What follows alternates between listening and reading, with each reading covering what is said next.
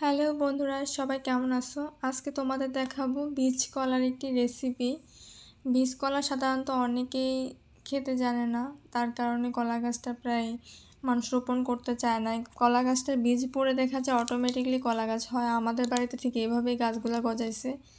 একটা মনে হয় পাখিতে ফল এনে খাইয়া ফালাইছিল, তারপর নিজে নিজে গাছ হয়েছে, আমরা ফালাই নেই। তো আজকে বীজ কলার রেসিপি না, মূলত বীজ কলার ফুলের রেসিপিটা দেখাবো, যেটাকে আমরা সাধারণত বলে থাকি মোচা। তো বীজ কলা হয়ে গেছে অনেকগুলা, ওগুলার রেসিপি আরেকদিন দেখাবো। মানে কচি বীজ কলা, যেগুলো বীজ বাড়তি হয় না ভিতরে বা পূর্ণবয়স্ক হয় না, সেটার রেসিপি আমরা পরে আরেকটা ভিডিওতে দেখাবো। আজকে তোমাদের দেখাবো মোচার রেসিপি। আমাদের মায়ের বা নানিদের আমলের যে রেসিপিটা ফলো করতো তারা, পুরাতন একটা রেসিপি তোমাদের দেখাবো আজকে। তো এই যে বীজ কলাগুলা, এগুলো কিন্তু খাওয়া যায়, খুবই মজা। তো এইগুলোর রেসিপি অন্য একটা সময় শেয়ার করব তোমাদের সাথে। তো চলো, লেটস গো এই রেসিপি কিভাবে তৈরি করি। কলা ফুল মূলত খুবই পুষ্টিকর একটি খাবার। এর মধ্যে রয়েছে ফসফরাস, ক্যালসিয়াম, পটাশিয়াম, তামা, ম্যাগনেসিয়াম এবং আয়রনের মতো প্রয়োজনীয় খনিজ পদার্থ বিভিন্ন শরীরের কাজে খুবই গুরুত্বপূর্ণ ভূমিকা পালন করে। উপরের এই অংশটি দেখতে পাচ্ছেন, এটি হলো এক ধরনের পুষ্পপত্র, খুবই শক্ত। তো রান্নার ক্ষেত্রে এই শক্ত পুষ্পপত্রটি ব্যবহার করা হয় না, ভিতরের একদম কচি পুষ্পপত্র আছে ওগুলো ব্যবহার করা হয়। আর এছাড়া এই পুষ্পমঞ্জরিগুলো ব্যবহার করা হয়। এগুলোর পুষ্পমঞ্জরি কাটার কিছু প্রসেসিং আছে। এখানের মূলত দুইটা অংশ ফেলে দিতে হয়, ওগুলো রান্না করলে খাওয়া যায় না, খুবই শক্ত থাকে। একটি হলো স্ত্রীদণ্ড, আর হলো যে পাশে একটি পাতলা কাগজের মতো একটা অংশ আছে, ওইটাও ফেলে দিতে হয় খাওয়ার আগে বাছাই করে। আপনারা দেখতে থাকুন, আমি এটা দেখাচ্ছি। এই পুষ্পমঞ্জরিগুলোর মধ্যে কিন্তু পুরুষ এবং নিরপেক্ষ ফুল রয়েছে, আর সাধারণত এটি প্রতিসম উভয়লিঙ্গ ফুল, কিন্তু একলিঙ্গ পুষ্পও কখনো দেখা যায়। এই ফুলের পুকেশ কিন্তু 5টি, আর সবগুলাই উর্বল থাকে। আর পুকেশগুলো এতটাই উর্বল থাকে যে আপনারা হাত দিলে, পরিপক্ক ফুলগুলো হাত দিলে দেখবেন কেশরগুলো কিন্তু হাতে লেগে যায়। যাই হোক, ফুল সম্পর্কে জানার প্রয়োজনীয়তা আছে, তাই বলে দিলাম ফুলটার ব্যাপারে কিছু তথ্য। আর যাই হোক, আমি কথা বলতে বলতে দেখেন সম্পূর্ণটা খুলে ফেলেছি। এখন যে অংশটুকু আছে, পুষ্পপত্র যেটাকে বলা হয়, সেই অংশটা নরম অংশটা বের হয়ে চলে আসছে। এটা আমি ফালাবো না, এটা কুচি করে আমি পরিবর্তে নিয়ে ফেলবো, কারণ এটা খাওয়া যাবে এখন যতটুকু আছে।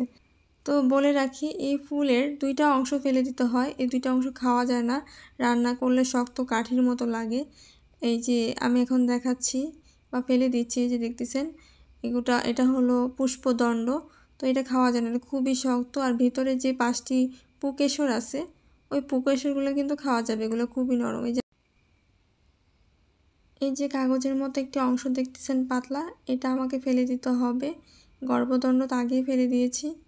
তো এই দুইটা অংশ আপনাকে মাস্টবি এটা রান্না করার আগে ফেলে দিতে হবে। আপনারা আরেকবার দেখুন এটা। এভাবে প্রতিটা ফুল এক এক করে কষ্ট করে বেছে নিতে হবে। ভালো খেতে চাইলে একটু তো কষ্ট করতেই হবে। এখানে যতগুলো ফুল আমি তুলেছি, প্রত্যেকটা ফুলের এই পুষ্পদণ্ড এবং এই কাগজের মতো অংশটি ফেলে দিতে হবে।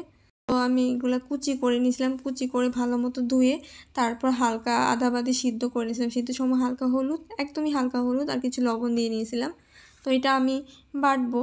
বাটার জন্য আমি যেটা আরেকটা জিনিস নিয়ে নিয়েছি, সেটা হলো সরিষা। প্রথমে আগে আমি সরিষা বেটে নেব। আমি এই জন্য পাটা রেডি করে রেখেছি, এখন আমি বাটবো। তো দেখতে থাকুন। তো আমি সরিষা পাটায় বেটে নিছি, এখন কলার মোচাগুলো বাটবো।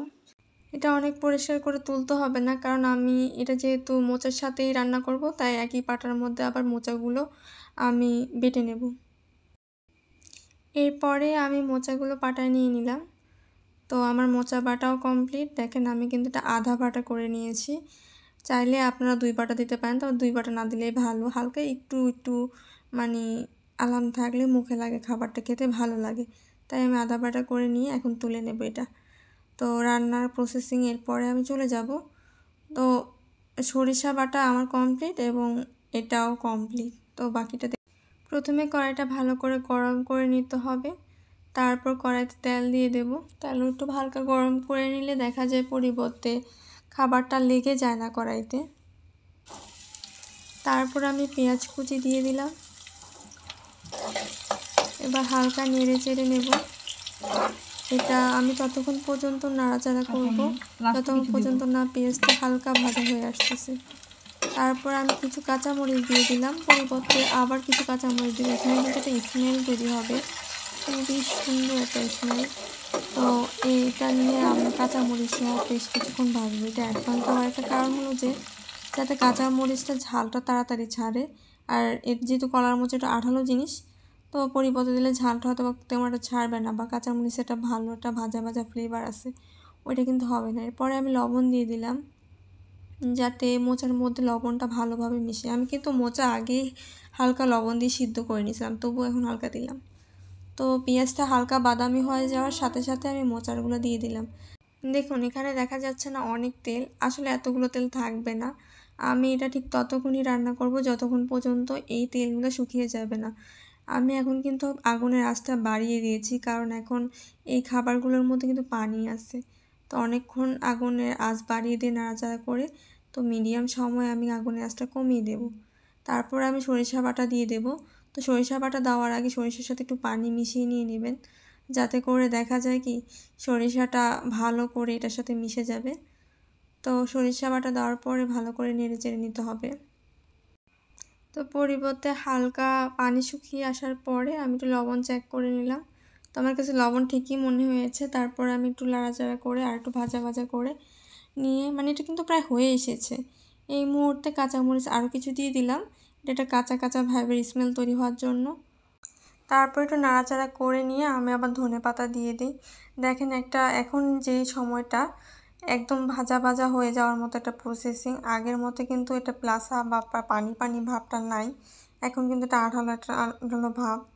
তো এরকম একটা সময়ের মধ্যে আপনারা ধনেপাতা দিয়ে দেবেন। ধনেপাতা দেওয়ার কারণটা হলো যে একটা সুন্দর ফ্লেভার তৈরি হয়, যেহেতু এটা সরিষা বাটা দিয়ে রান্না করা কলার মোচাটা, তো যার কারণে এটা একটা ভর্তা টাইপের একটা ফ্লেভার। তো ধনেপাতা মিলিয়ে সব কিছু মিলিয়ে খুবই ভালো লাগে। তাই এই ধনেপাতা দেওয়ার পরে যেহেতু ধনেপাতাটা বড় ধনেপাতা, সো সিদ্ধতে একটু সময় লাগে, তাই একটু ভালো মতো নাড়াচাড়া করে বেশ কিছুক্ষণ চুলার মধ্যে রাখতে হবে। তো দেখেন এখন কিন্তু এটা পাতিলে তেমন লাগতেছে না, একদমই ভাজা ভাজা হয়ে গেছে আর কমে গেছে, আর সুন্দর একটা গ্রান বের হচ্ছে। তো আমি নাড়াচাড়া করে শেষ প্রসেসিং এটা নামিয়ে রাখবো। ধন্যবাদ সবাইকে পুরো ভিডিওটি দেখার জন্য।